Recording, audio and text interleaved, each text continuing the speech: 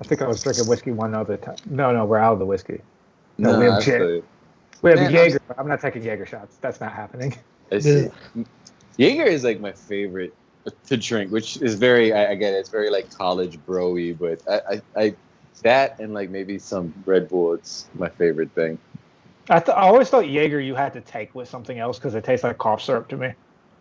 It kind of does. I like it straight. I like it ice cold and straight sometimes. No, mine is very room temperature, so I'm looking at it in the corner, going like, I don't want to get to you.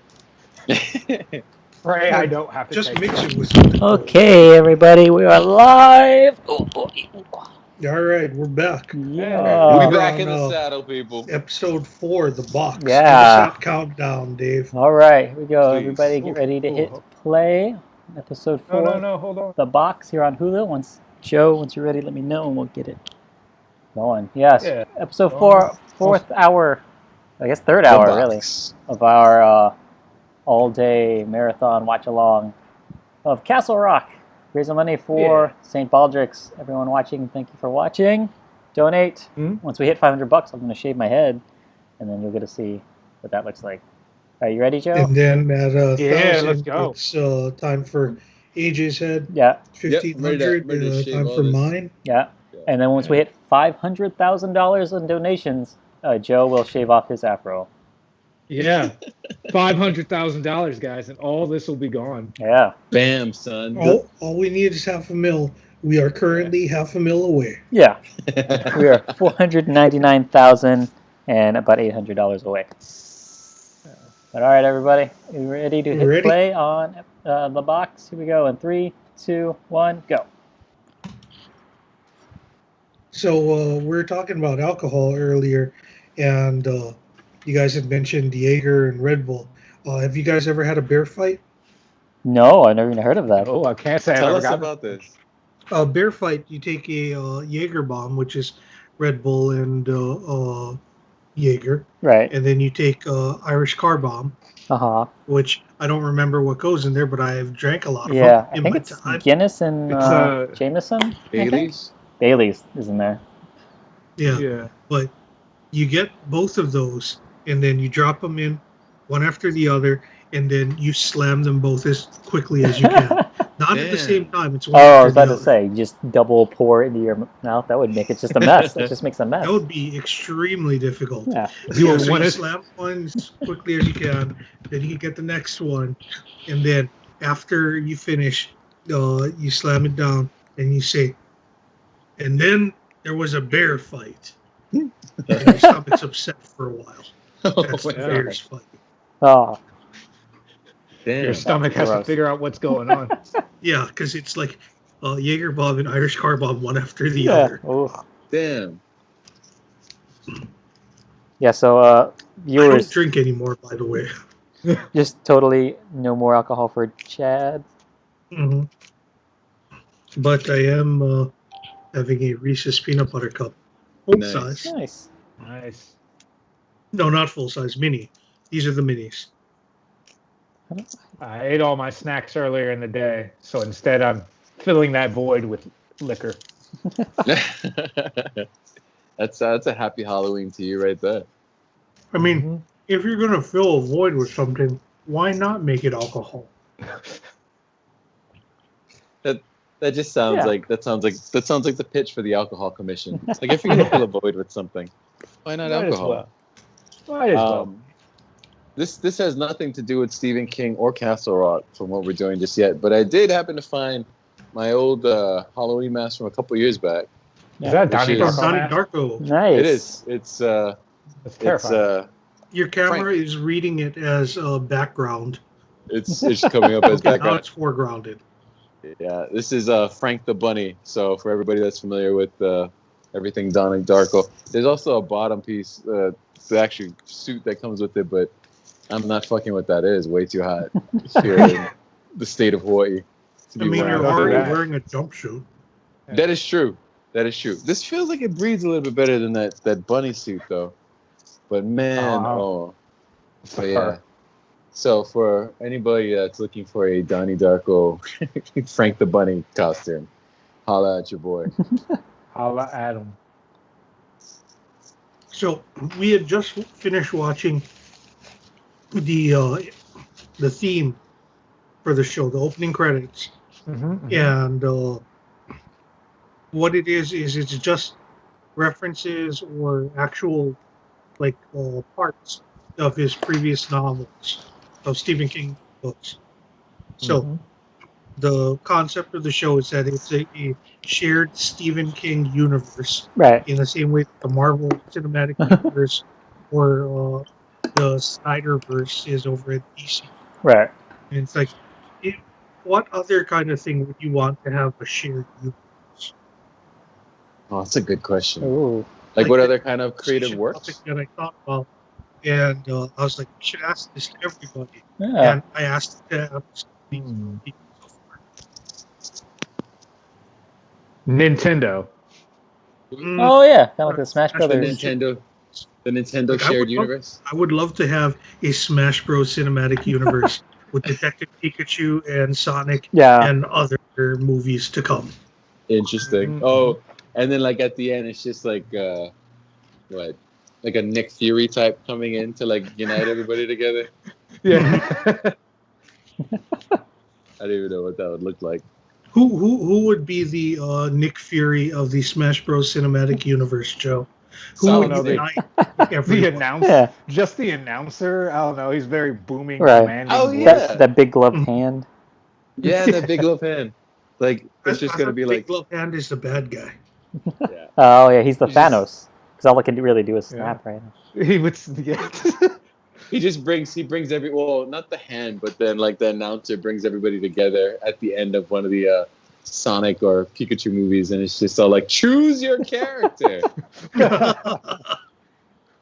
It'd be great. It'd be fantastic. Another shared universe. This is already in existence, but the Gigaverse, right, which is the guy that's behind Alien. Well, Giger. And I guess the Ridley Scott universe, or maybe not even Ridley Scott, because you have your Aliens versus Predators, and they kind of hold it down on that front. That's a fun little crossover. Yeah. I would love to see like a cheesy 80s and 90s, like those horror movie icons as a shared universe. Oh yeah, like what they tried to do with Freddy versus Jason, right. essentially. Freddy versus Jason, and then you throw in like a Michael Myers, right? Ash, yeah. Texas Chainsaw Massacre, the Leprechaun. Right. Leprechaun would be really fun. Yeah. Jigsaw? It would be great if you could make like a Expendables type movie with all of them. That'd be awesome. And then have them all like fighting someone even worse. The girl from like the Grudge. actually Satan or something. Yeah. It's like we're not the bad guys under the right circumstances. Yeah. We are the anti-heroes. I want a shared universe where it's just like all of the Oscar Best Picture winners every year.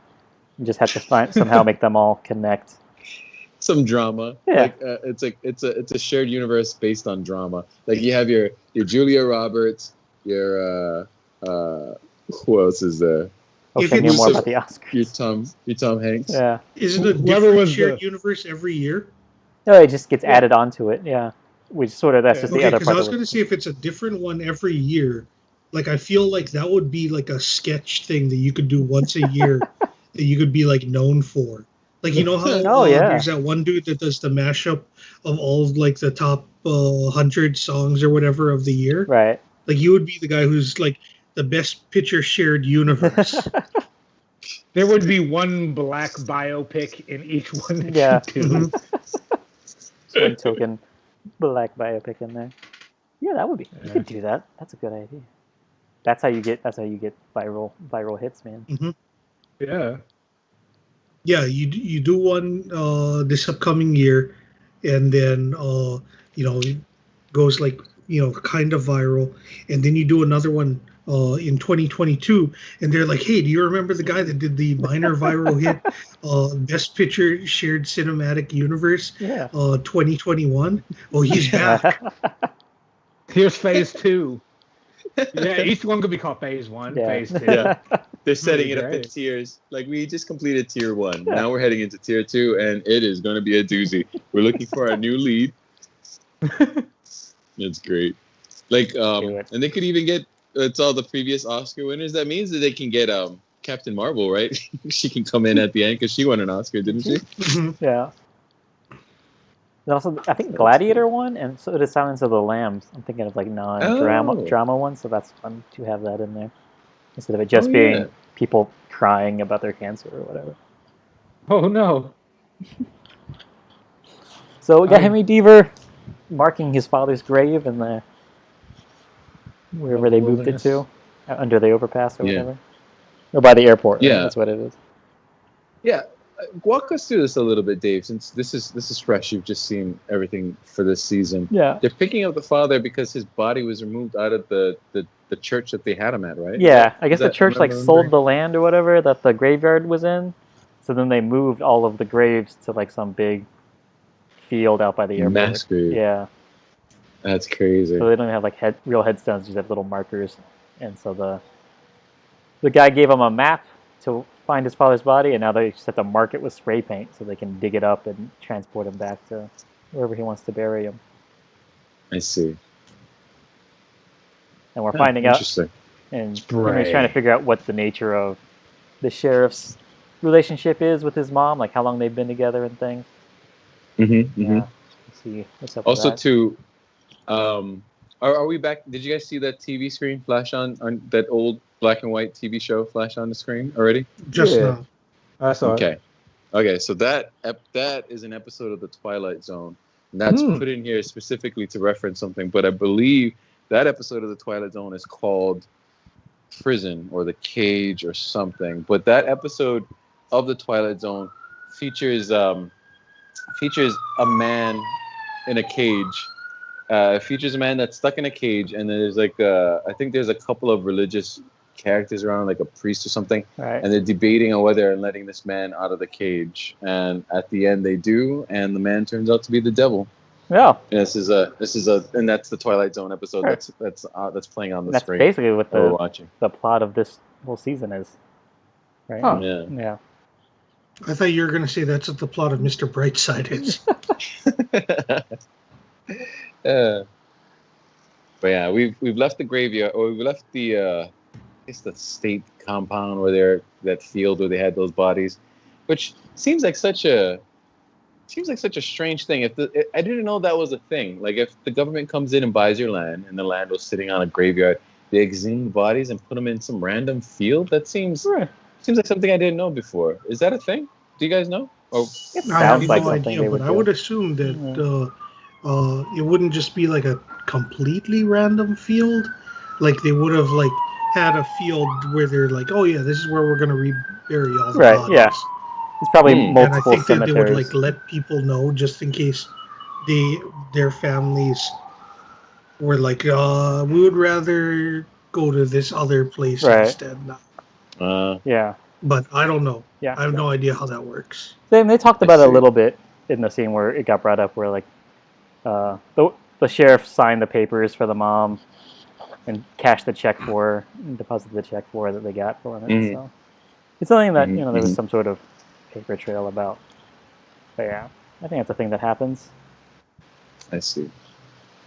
Well, he's exhuming the dad's body and he's bringing him back to be reburied closer to home at Castle Rock. Yeah. Hopefully not in the pet cemetery. That never not the pet cemetery. They're gonna bring his body back. I hope that he doesn't lose the body in between where it's being exhumed and where it's gonna go. Oh yeah. Because then they're gonna. I know that we're watching this as an offshoot of Lost. Yeah. But we have to put Locke's body in there as a replacement for some reason. The whole thing. Oh, and AJ's gone. Oh no! No. There he is. He was eaten by the Reverend Beaver's body. Well, I was going to talk about Silver Bullet, where the priest gets shot in the eye with a bottle rocket while he's a werewolf. So then, when he turns back into a priest, he's got to wear an eye patch.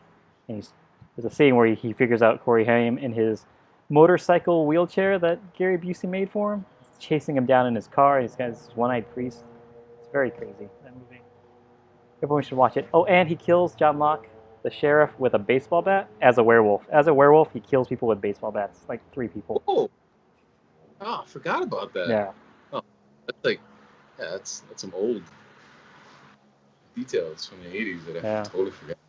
I just saw the movie poster too, and it's like the kid in the wheelchair and his sister, and they're scared, and there's this big werewolf hand in the foreground holding a bloody baseball bat. Yeah. Which is the way that werewolves kill people. Oh, right? Like, you already got the werewolf powers. Yeah. You're beating people to death with a baseball bat. Oh, yeah, Dave, I want to thank you for something. Yeah? Thank you for giving me that link to Freaked. Oh, yeah. I love that movie. That movie was very fast-paced with its comedy. Yeah.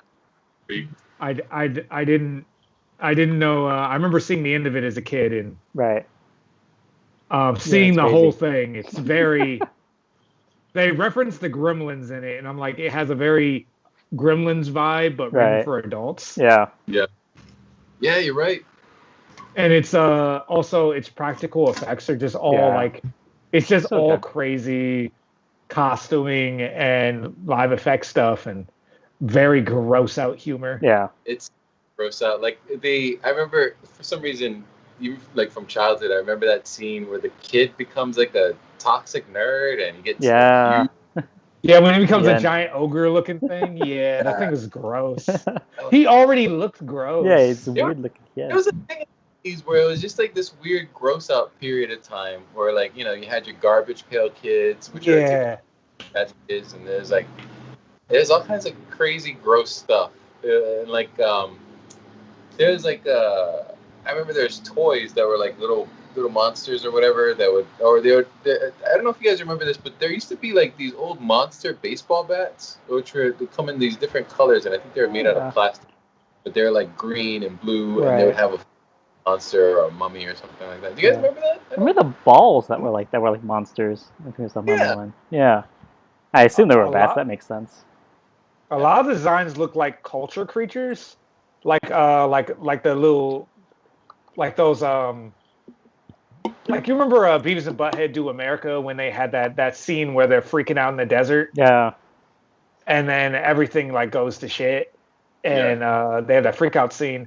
That art style is employed very heavily, like in monster designs. Kind of like that rat fink kind of look.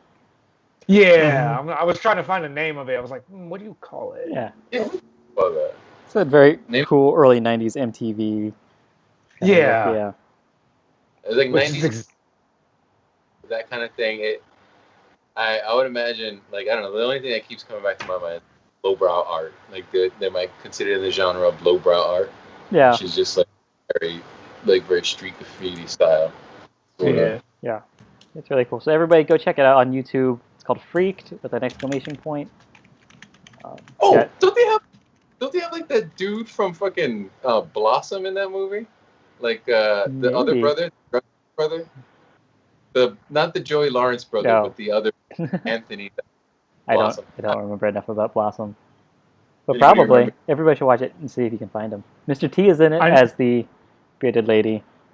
Yeah, he's great. And I thought it was going to be a really, really transphobic joke when they showed up, and it was actually not that bad. Yeah. It aged okay. Yeah. I was about to cringe. I was like, you know what? That's not the worst take that 1992, 1993 could have taken with this joke. That's crazy. Because it shows his origin story. He shows up at the freak show, and where Randy Quaid's turning everyone into freaks. And he's a trucker who needs to use the bathroom. And he's like, you'd look a lot cooler if you didn't have a dick. And he's like, what? And he's gonna beat him. And he's like, what? You can keep the beard. It's like, all right, cool. And they hugged it out though. Yeah. It was like a scene of acceptance almost. Yeah. And maybe this is just looking at it in like post and being used to that joke with landing a lot meaner. But I feel like, oh yeah, he was down with that idea. I was like, oh yeah, if I could keep the beard, this is what I would like to be doing. That's why I feel. He even worded it like before they went to it, going like, I was confused. I know. That's crazy. And now we got our prison guard Lewinsky just drawing smiley face. Yeah. Monitor. He is slowly becoming more and more unhinged, and this is, of course, from what we can infer by design. Like, the kid is still in the prison. The kid is doing something, and it's affecting this guy. And when we first meet him, like he's doing his job. He's just a single married guy. We see him reading baby books because he's preparing to have a baby, or so he tells the kid earlier in the season. But like, it's just a regular dude who is slowly starting to lose his mind, and that's not uncommon in a lot of Stephen King novels where a character, even a main character, slowly starts to go insane or slips into insanity. Yeah. As we said before, the shinin. The shinin, yes.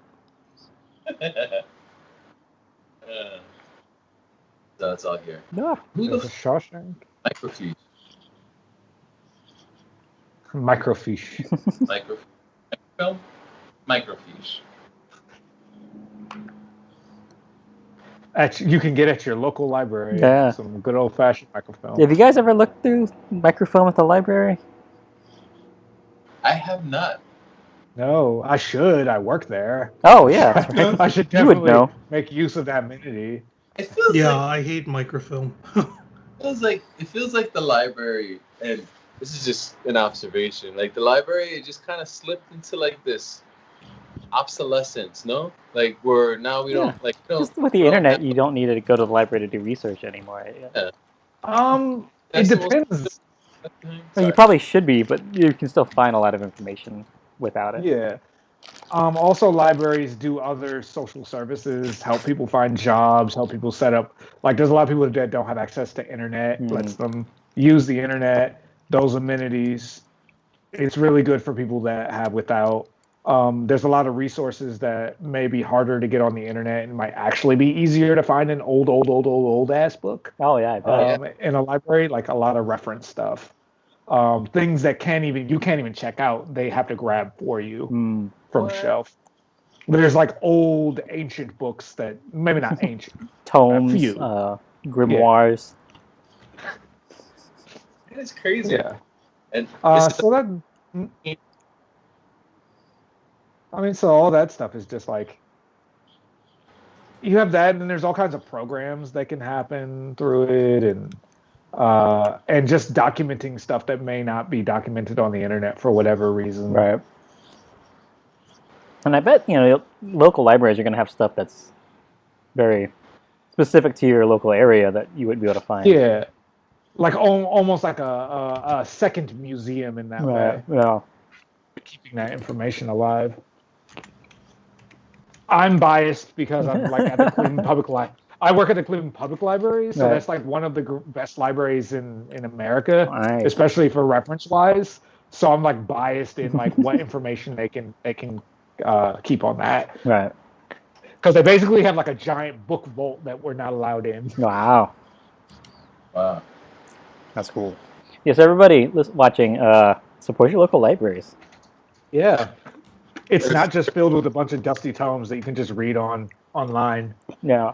It's not just for nerds. There's also like community kind of things and like programs for kids and stuff. Yeah. Free lunches. Libraries are great and important. And also, as much as I do support going to them, a lot of them have ebook programs now too.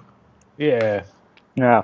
And those are great too. You just get them on your phone and get a bunch of ebooks. They're fucking fantastic. Yeah, man. Totally free. Hey, you want to read free stuff without actually even getting out of bed? Your library can help out with that. Yeah. And if you don't have Hulu to watch Castle Rock, you can just go get the DVD because you're just looking at our faces. But then you can actually watch the show that we're talking about. Yeah. Amazing. Yeah, if you're watching from the library, we're going to turn this into a spot about the library. This is great. Yeah. Yeah.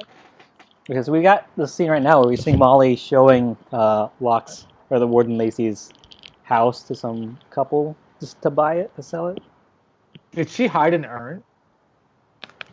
Yeah. I think that's Warden Lacey's ashes. Yeah. Yeah, I think because the warden's wife, right, Miss Lacey, is planning on selling it or whatever. So she's like, get this place sold. I gotta start living my life as a blind woman. Oh, and look at this guy. See, this is fucked up. Who walks in from holding someone's urn? Like cremains. Yeah. Isn't that crazy? Well, so you're gonna go in the freezer. Right. you're gonna take out you're gonna take out the urn and just go like, is this what I think it is? It's got someone's name and birth and death date on it, and it's filled with ashes. This is what I think it is. That is Yeah. so weird. But obviously, anyone with glasses where the frames are completely clear like that is a psycho. Yeah. This is a painting. The painting that he's looking at on the wall is a painting that Lacey had done before he died.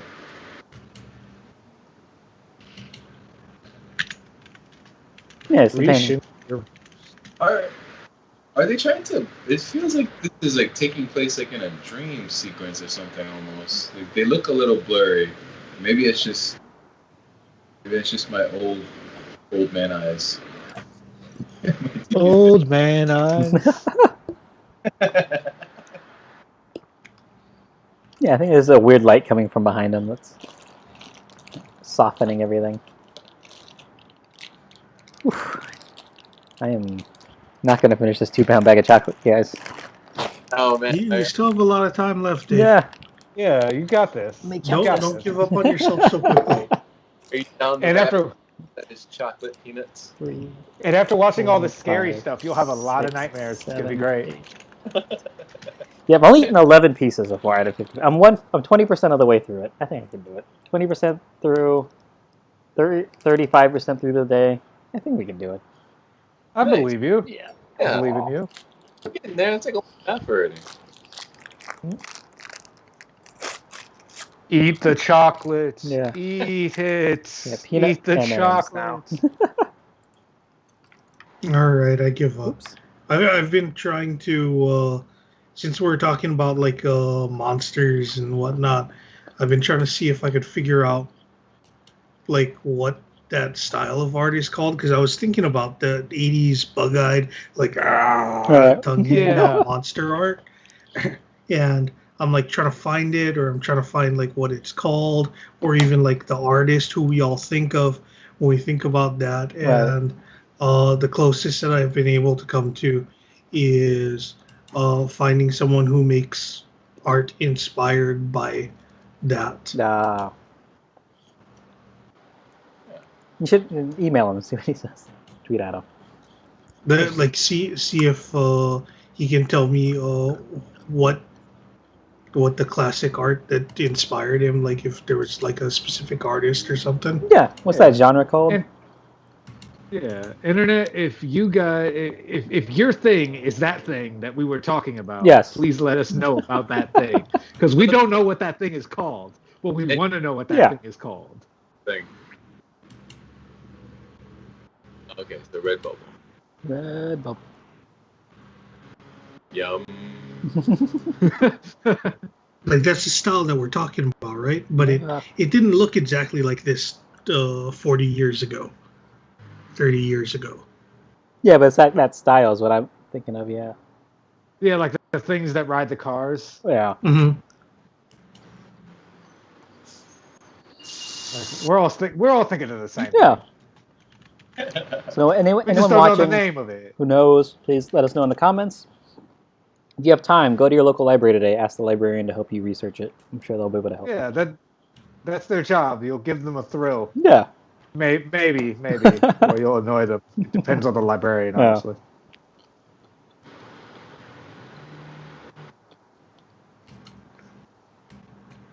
Is that all it takes to break a fucking lock off of a thing? It's really... Yeah, I think if it's like an old wooden box like that, it's been outside, you can probably knock it to where the screws get ripped out of the wood. Like, you're not going to break the lock, but you can break the mechanism. Yeah, you're loosening up the rest of the mechanism. Wow. That box has been found a ton of examples if you look at the Hot Rod Monster art. And there's a lot of references to lowbrow art with that, but I don't know if it's like the same thing. Right. It's basically what went to create the Cartoon Network classic Uncle Grandpa. Uncle Grandpa. A show that only I liked. Keep going. That's a creepy old man. Yeah. But yeah, lowbrow hot rod art is gonna get it exactly what we're talking about if you look that up. So yeah, everyone send us your favorite lowbrow hot rod art. Man, Yeah. I'm getting tongue tied from all Find this it, chocolate. show it to us. If you don't like Uncle Grandpa, message me personally and tell me that you don't like it. But if you decide to do that, please give a detailed response why. Don't just tell me it's trash. Yeah. Tell me why you think it's trash. So Joe, what's your Twitter handle so everyone can tweet at you? That's a good question. What is my Twitter handle? Oh, you don't even use it. So I'm on Twitter. Right. I just forgot what my Twitter handle is. Is it Joestar87? I bet it is. It is Joseph Joestar87. Oh. Say my whole name on that one. Joseph Joestar87. All right. Yeah. So I just put that up on the screen. And if you know what that reference is, also tweet me. Because you would also be a nerd. I mean, we're all nerds. It's just what sector of nerd I know you are.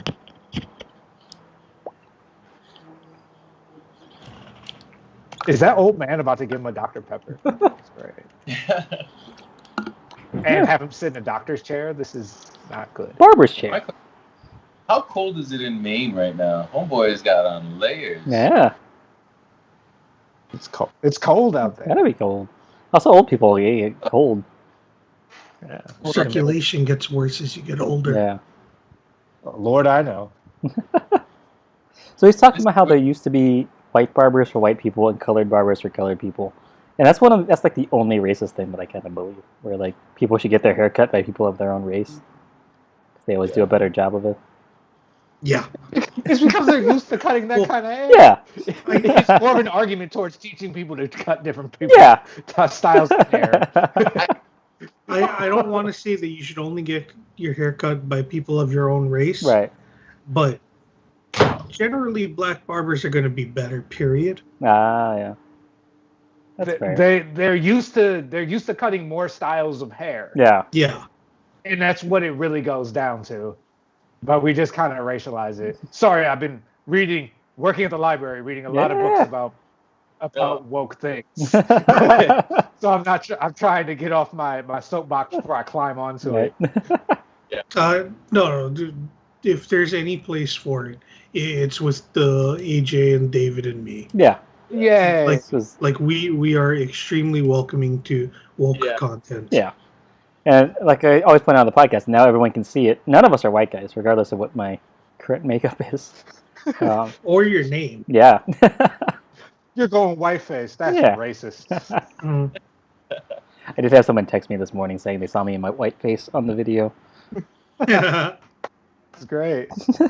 I were going for when we started, but like earlier when you had the white face on, I was just having like Cobra Kai flashbacks for skeletons. I still need to watch that. I need to watch that too. The only thing I watched was Lovecraft Country. I really want to watch Lovecraft Country, but I feel like I need to finish The Boys season 2 first. Ooh, I need to watch The Boys as well. That just right. That dropped like last month, I think. I see.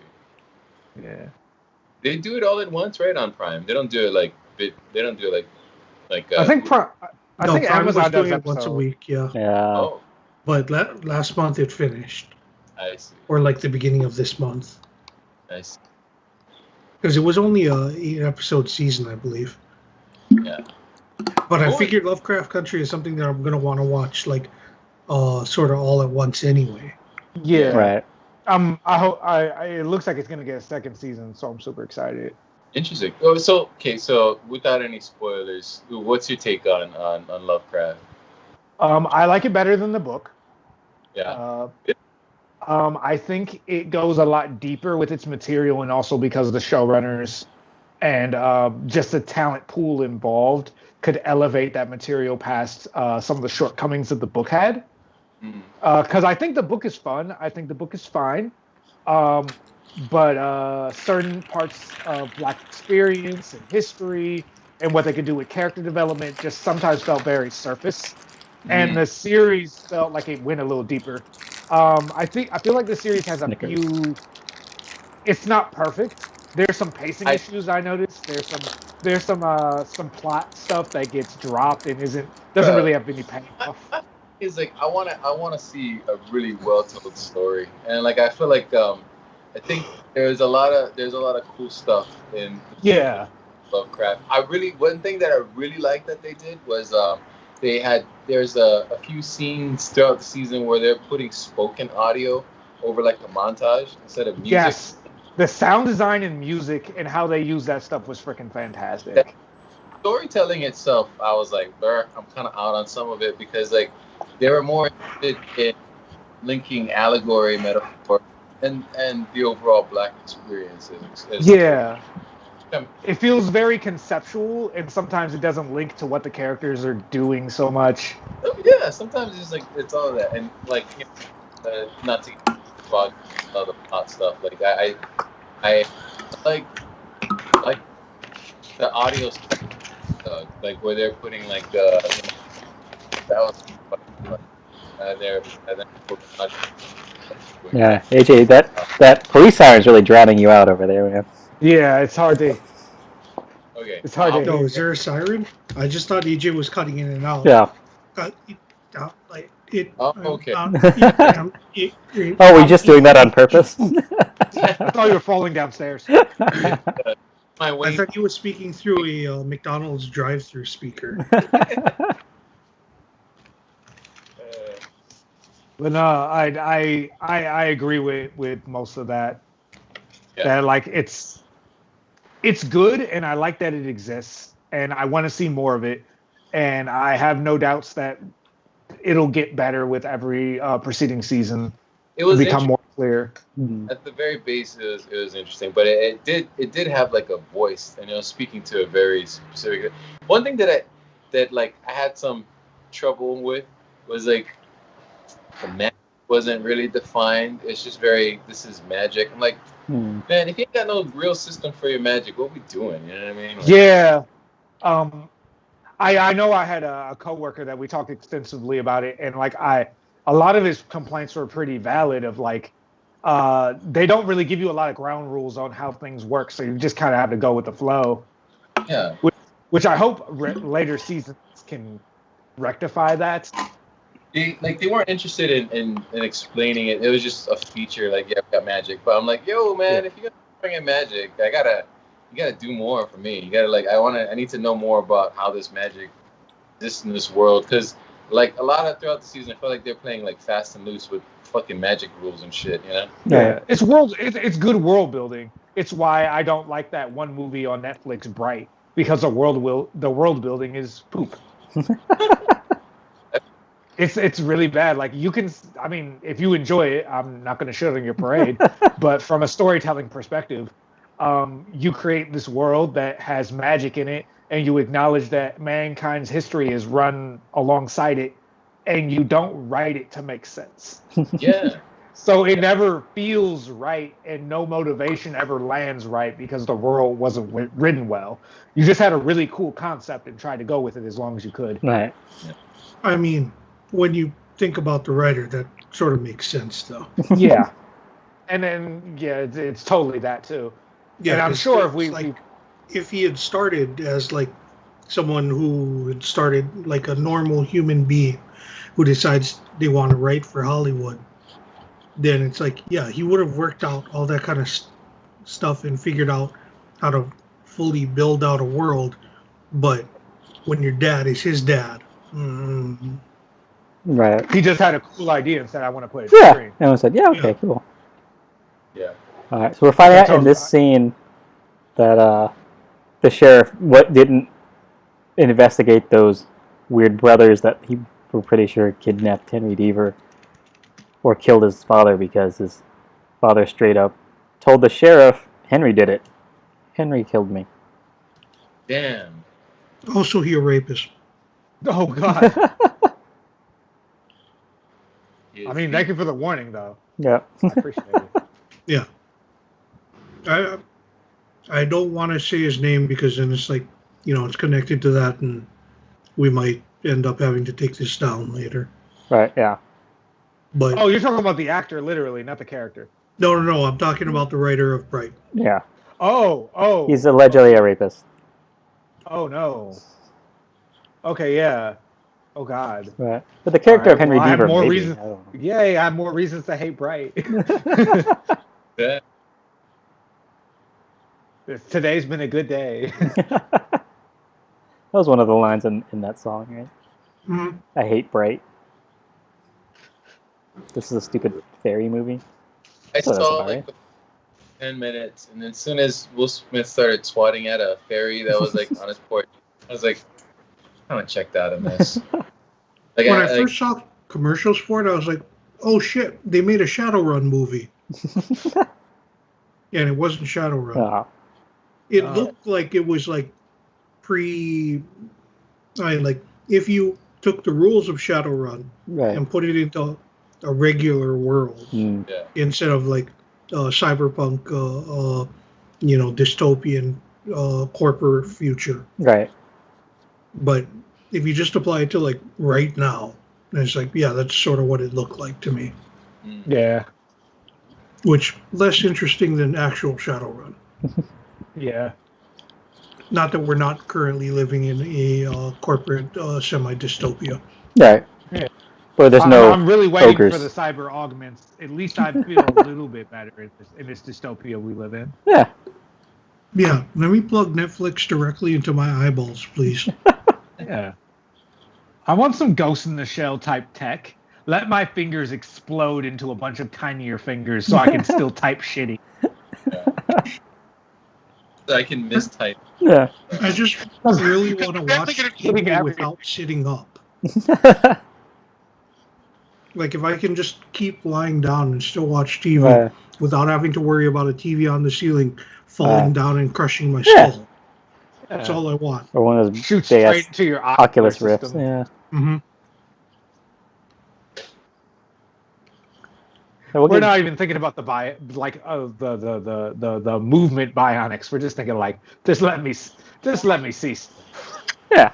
Just make it easier for me to consume this content. Yeah. I mean, that's the direction we're going. Yeah. Complacency. Yeah. Hopefully by this time next year, for next Lockoween, it'll just be in some sort of VR thing injected straight into your brain, and it'll be like you're watching it in the same room as us. Yeah, we'll have me and David and AJ sitting around a virtual table, and a fourth avatar, which is going to change person to person. Yeah. Yeah. And then on the third version of the local weed, on the third year of it, we'll do the same thing, but we'll only be able to do it for 2 hours, because then we'll have to go to our Amazon camps or die. Right. I'm just following the thread of corporate dystopia. Yeah. Let's keep plugging quarters into it or something. Peanut M&Ms. Would you rather work in the Amazon camps or the Disney mines? I don't know. Can I break into the Disney porn vault? It exists. It's real. There's an actual Disney porn vault. Because when you work for Disney, any art that you draw is not your own when you work for them, and I think either if you're on the premises or just in general. Ah. So they have a bunch of nudie drawings and all kinds of drawings of Princess Jasmine and Minnie Mouse and all those dick castles from The Little Mermaid. Yeah. So they own the rights to those pictures. Yeah. So based on that, there is a Disney porn vault, and I want to rate it.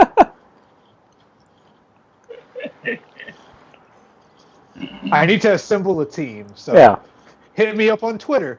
That's the kind of heist movie I want to watch. Like Ocean's 11. It's like Ocean's 11, but hornier.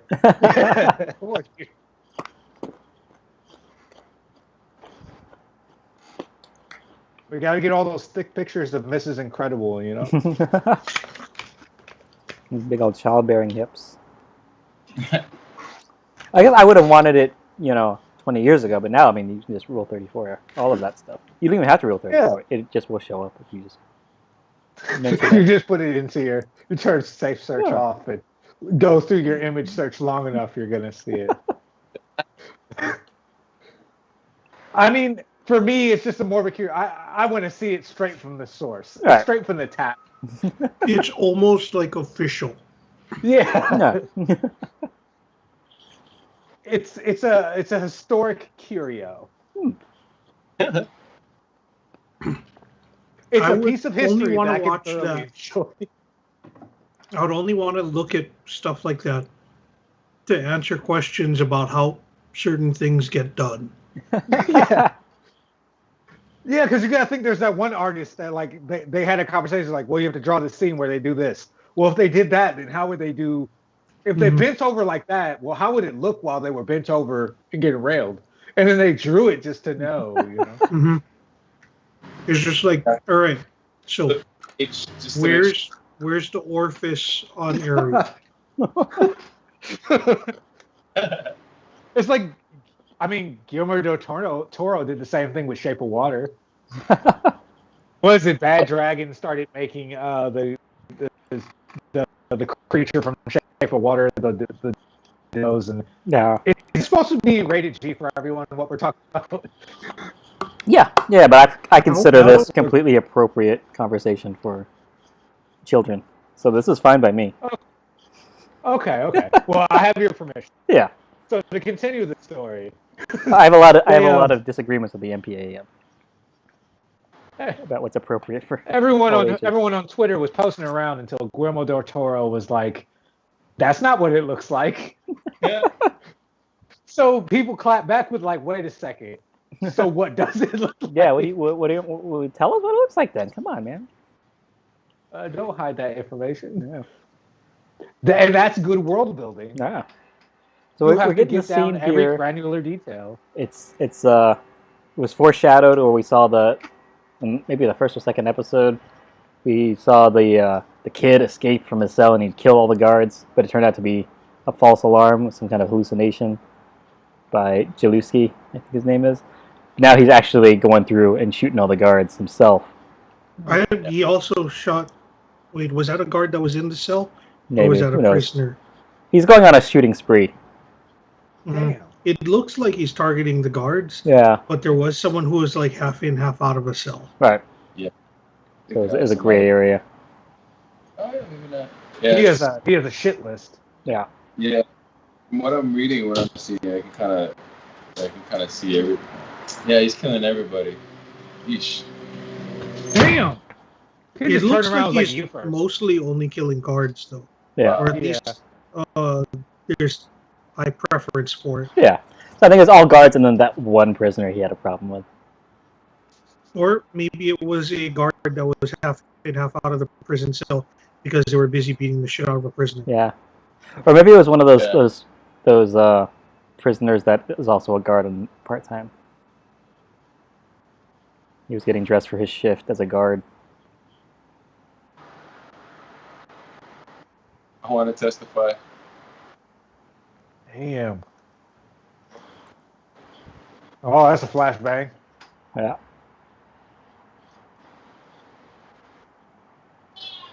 Yeah. Damn, that dude got a body count. Yeah. Yeah. Oh, and I guess also we haven't really mentioned this much. Been covering his ears. He was supposed to think from the outset, the beginning of the show, he was supposed to have tinnitus or some kind of tone thing, right? With his ears. I think they mentioned a little bit about it. We'll definitely see more, I think, in the next episode. Well, I mean, he did. Yeah. He definitely did. Oh, jeez. Okay, so I think we are, coming up here on the end of the episode in the next minute or so. Joe, thank you so much for joining us. Good to see you. Yeah, Yeah, everyone, we can see Joseph Joestar87. Hit him up on Twitter. Tell him why you don't like Bright, or what was the other one? Grandpa, Uncle Grandpa. Tell me why you don't like Bright. Yeah. I thought it was tell you why they like it. Justify it to you. Yeah. Because you need to explain yourself for that. Discourse is important. Yeah. So hit up Joseph Joestar87 on Twitter. Let him know things you like, things you don't like. Have a discussion with him. Yeah. Yeah. Woohoo! That is awesome. I'm not surprised at all that Cho owns a slide whistle. It's very on brand. It's a man's slide whistle. Yeah, it's huge. Yeah. Bye, everybody. We'll be right back in a couple of minutes for episode 5. How long is your slide whistle? Autumn. Let's see. How big does it go? Good night, folks. Yeah. All right. Good night, everybody. Or we'll be right back in just a couple minutes. Bye-bye.